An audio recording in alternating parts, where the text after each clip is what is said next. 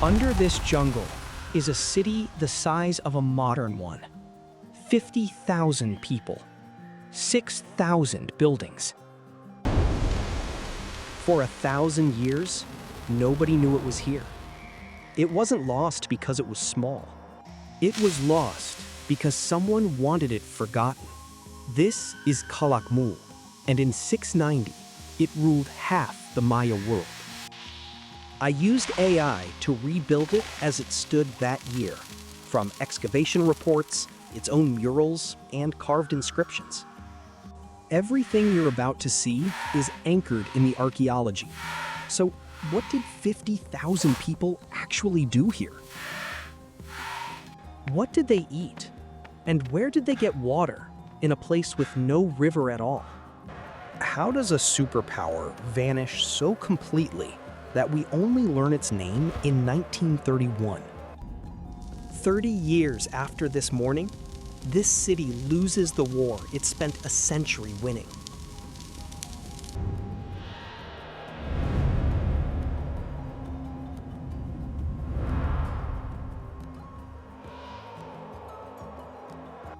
Everything you can see from here answers to this house. That is what it means to wear the snake.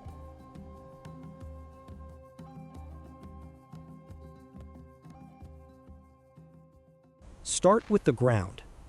Calakmul sits on a limestone rise, about 100 feet above a seasonal swamp. There is no river here. None. Not a stream, not a spring, nothing that runs year-round. Which is the first strange thing about this place. Cities need water. This one had to invent it. The first settlers arrive more than 2,000 years ago, and they begin by cutting into the ground. The limestone under the city is the city. They quarry it block by block with stone and wood. No metal tools exist here. No wheel, no cart, no ox, no horse, nothing at all to pull a load. Every block moves on a human back, held by a strap across the forehead. Every single one. Then they burn it. Limestone stacked over a fire for days becomes lime, and lime becomes plaster. It takes forests, whole forests, burned to coat one city in white. The air tastes like chalk. Workers breathe that dust for years. It settles in their hair, their beards, the creases of their hands. And then they build up, not outward, up and over. A Maya pyramid grows like a tree ring. A new temple is raised directly on top of the old one, sealing it whole inside the new. Somewhere inside Structure 2 are earlier temples nobody has seen in 14 centuries, and 4 tombs. The finished pyramid stands about 50 meters, higher than a 9-story building, on a base wider than a city block. 3 separate temples sit on top of it, not one, and open-work roof combs cut into the sky. And it never really stops growing. Each king adds another shell. The city is a stack of ancestors. We do not tear the old temple down. We wrap it. The one who sleeps inside stays inside. The old name of this place is Ox-Te-Tun, place of 3 stones. In Maya myth, 3 stones are the first hearth of creation, set at the beginning of the world. Whether that name points to the 3 temples up there? Probably, but nobody can prove it. Because the family that made this city famous wasn't from here at all. It is revealed. Around 631, the Snake Dynasty moves in, and the leading theory today says they came from Xibanche.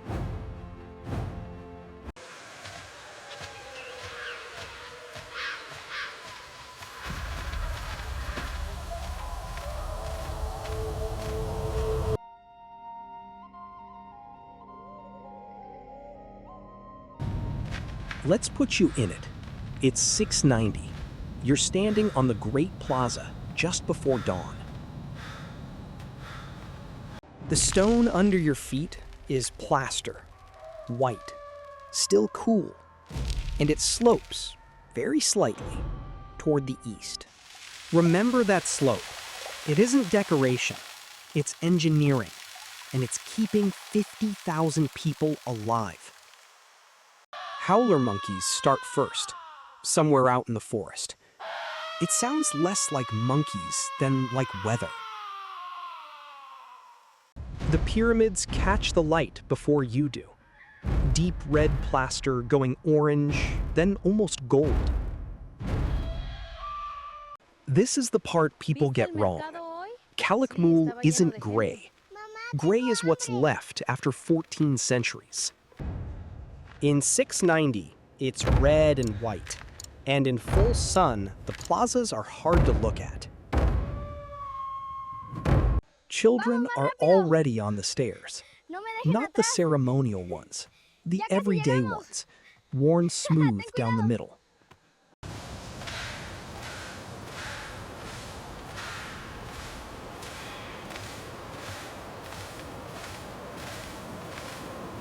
Now walk east, into the noise. This is Chiik Nahb, and this is where we get lucky. In 2004, archaeologists found painted walls here, about 18 scenes of ordinary life. Tamales, maize dough steamed in leaves, and atole hot and thick, 2 cups for the morning. She isn't invented. She is on the wall of this city, with her stacked dishes and her raised hand. So is the tobacco seller. So is the man with the clay pots. And so is the salt. The sound is the real surprise. Voices hit the plaster and come straight back at you. The plaza is an amplifier.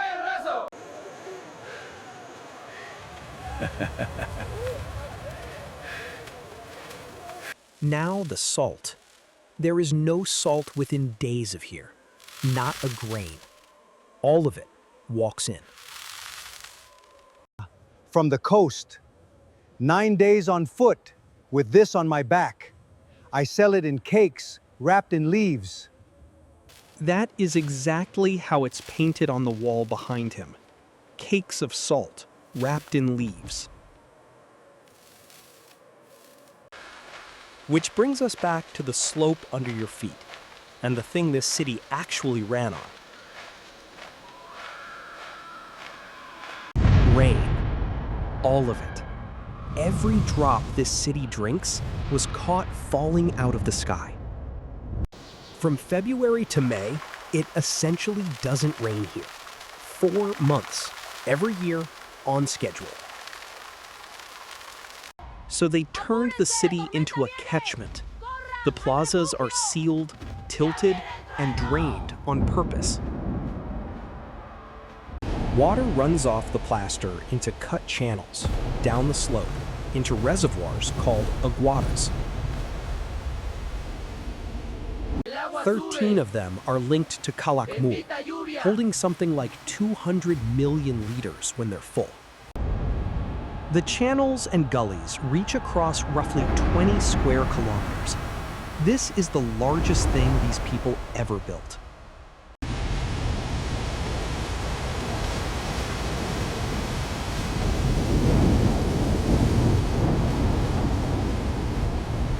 Step out of the sun.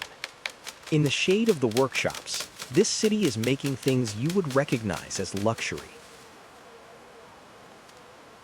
Quetzal and macaw feathers bound into headdresses, painted pots, bark paper folded into books. No river here. What we drink all year is the rain we caught and whatever the ponds still hold. Everything in those workshops depends on her. Jade doesn't matter if the aguadas come up empty. Up in the palace, Scribes are painting that same arithmetic onto bark paper. Rain, harvest, tribute, war. By late afternoon, the plaza fills.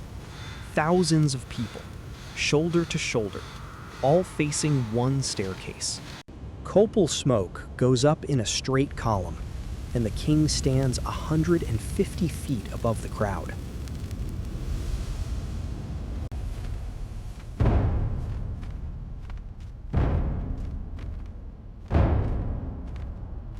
Then it's dark, and the city becomes 10,000 small fires under a black canopy. That's one day here.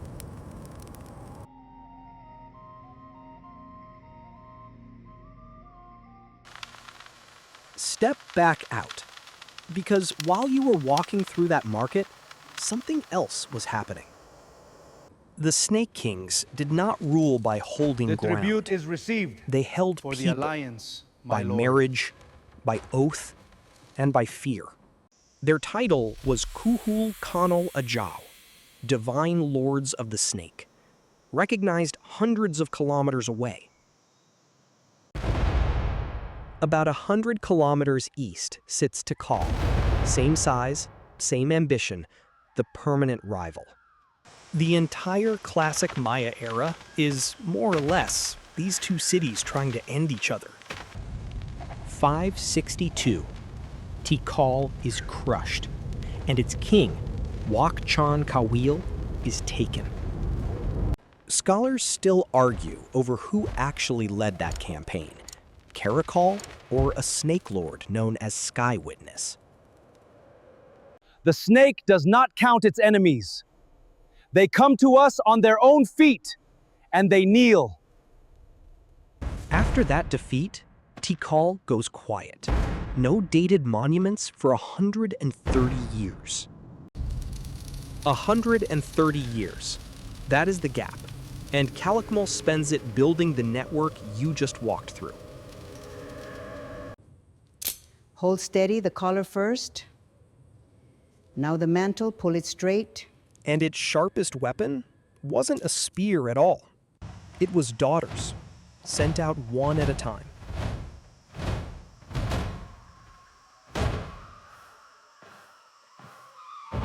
Around 657, Ix Kabel arrives at El Peru Waka as a bride from Calakmul. She carries the title Nine Kalumte, warlord, a rank above her own husband. That is the system. A girl walks into a foreign court and becomes the snake's eyes inside it. By 690, Yuknum Yichak Kak, fiery claw of the jaguar, sits on this throne. His father ruled 50 years and made the snake untouchable. He inherits the largest state in the Maya world. And he has exactly 5 years left before all of it turns. August 5th, 695. Tikal's king, Jasa Chan Kawil, breaks Calakmul in the field. His lintel records the throwing down of the flint and shield of Calakmul and the capture of its patron god.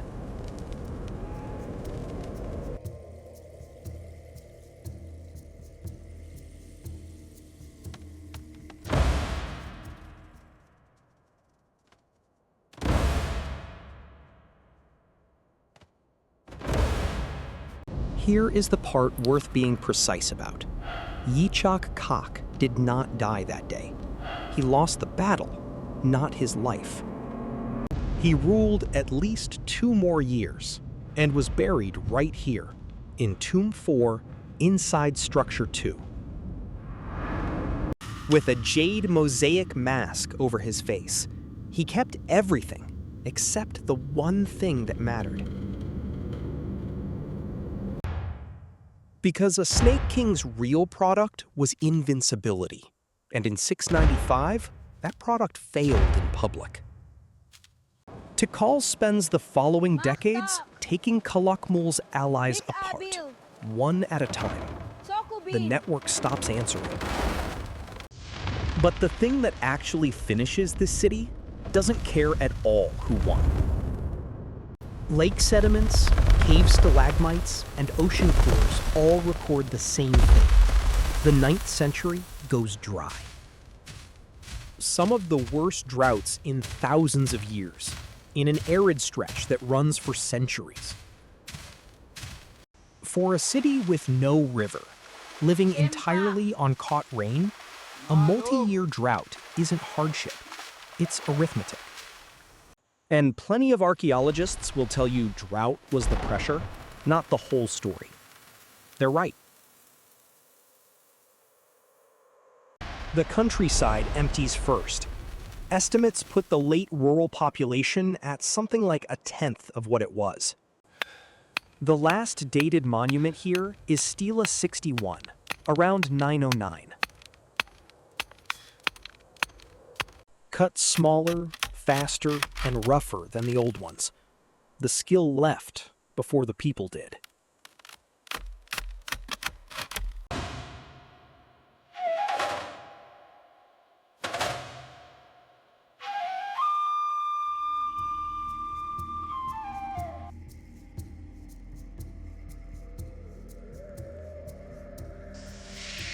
And then, nothing. For 1,000 years, this is just a hill with unusually straight sides. In 1931, an American botanist named Cyrus Lundell is out here working for a chewing gum company. Chiikal, tree sap. The local chicleros already knew about the ruins. He is the one who writes it down. He names it Calakmul, 2 adjacent mounds. There, the mounds. A matched pair. For the 2 pyramids standing over the trees. Then the 20th century does its own erasing. Stelae were sawn apart and carried off. Many survive only as fragments.